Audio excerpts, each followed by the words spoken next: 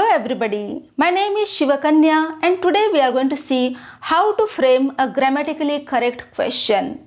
Let's have a look at these sentences. Can he run fast? Do you have a car? Is it getting dark? Have you completed your work? Would you like to have some tea? May I know the reason? Will Raju keep his promise? Was it tasty? Should we pack our bags? Are you crazy? If you look at all these sentences, they end with a question mark. Okay? So the first thing, all the questions end with a question mark. Now let's have a look at the beginning of these questions. You can see can, do, is, have, would, may, will, was, should, are. These are all auxiliaries or helping verbs. Helping verbs. So we can say the questions begin with the helping verbs or the auxiliaries and end with a question mark. This kind of question is called a verbal or a yes-no type question because its answer is either in a form of a yes or a no. For example, can he run fast? Yes, he can. No, he can't. You take any question and the answer is a yes or a no.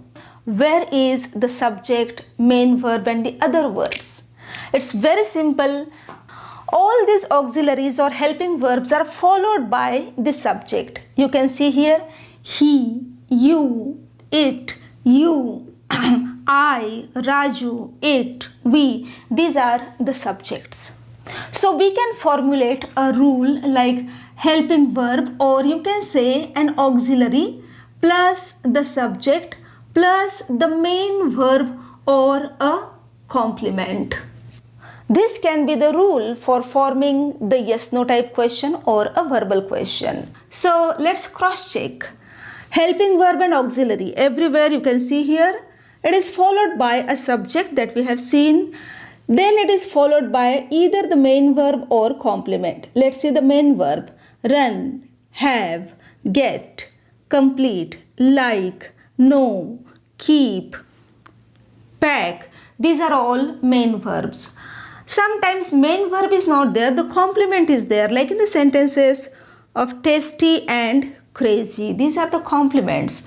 So in short, we can say the yes-no type question begins with an auxiliary or a helping verb followed by the subject, main verb or complement.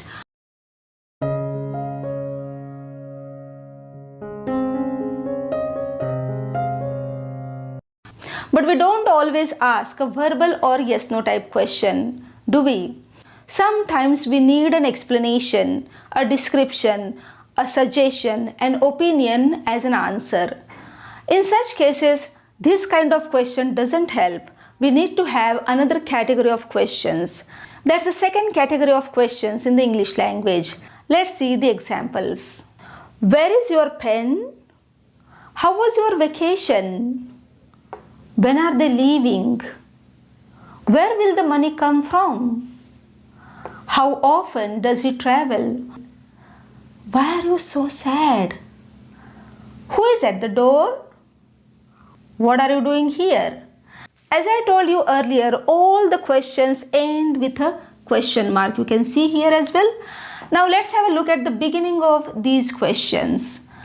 The words are where, how, when, where, how often, why, who, and what. These are called WH words or WH question words. Okay?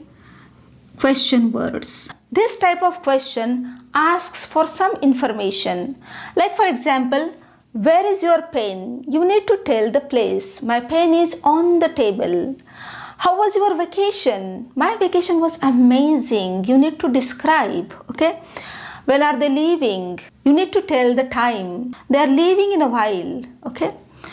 Where will the money come from? You need to tell the source or place. Okay. How often does he travel? In this case, you need to tell the frequency. Oh, he travels quite a lot, almost 4 times a week. Why are you so sad? You need to give a reason here. Who is at the door? You need to tell the name.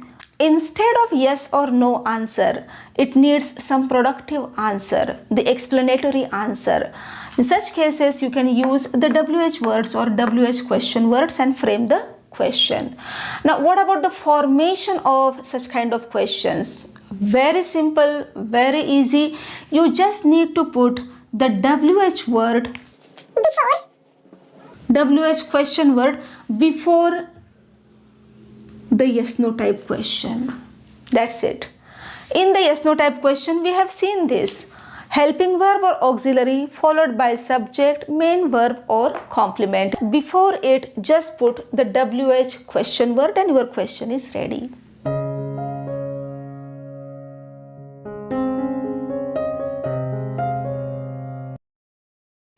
Now let's see the most important part of the lesson.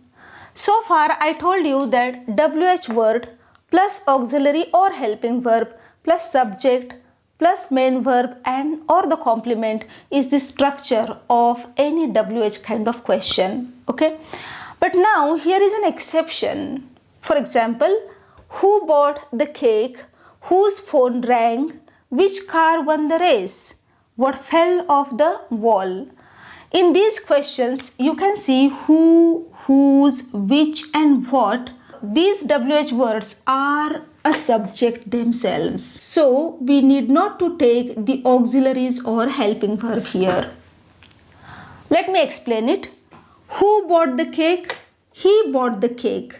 He is a subject here. It's a replacement for who. Whose phone rang? Mary's phone rang. Mary is a replacement for whose. Which car won the race? Ferrari won the race. Ferrari is the replacement for which. What fell off the wall? A doll fell off the wall. A doll is a replacement of what and it is a subject.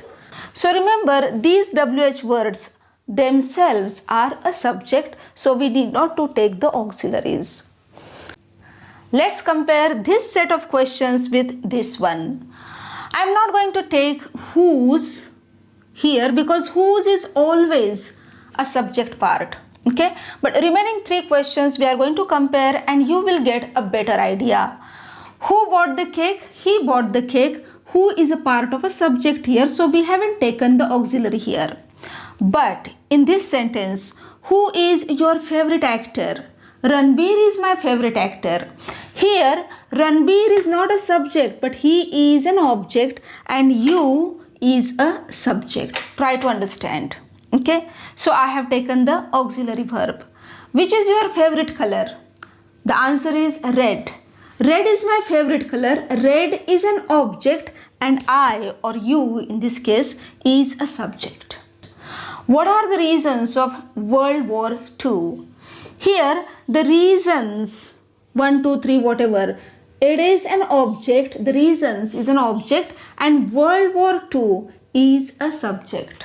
So when the question word is a subject, you need not to take the auxiliary or the helping verb, and when you ask a question for the object, then you need to take these auxiliaries or helping verbs. I hope the difference is clear. It is not that difficult. You can pause the video, take a screenshot, think about it and use it in your day-to-day life. Now it's your turn. Have a look at this picture. You can make as many questions as possible based on this picture. Use the structures of a yes-no type question and a WH type question and write your questions in the comment section. We'll see you again in the next lesson. Till then, keep watching, keep learning, keep growing. Learn English with Shivkanya. Bye for now.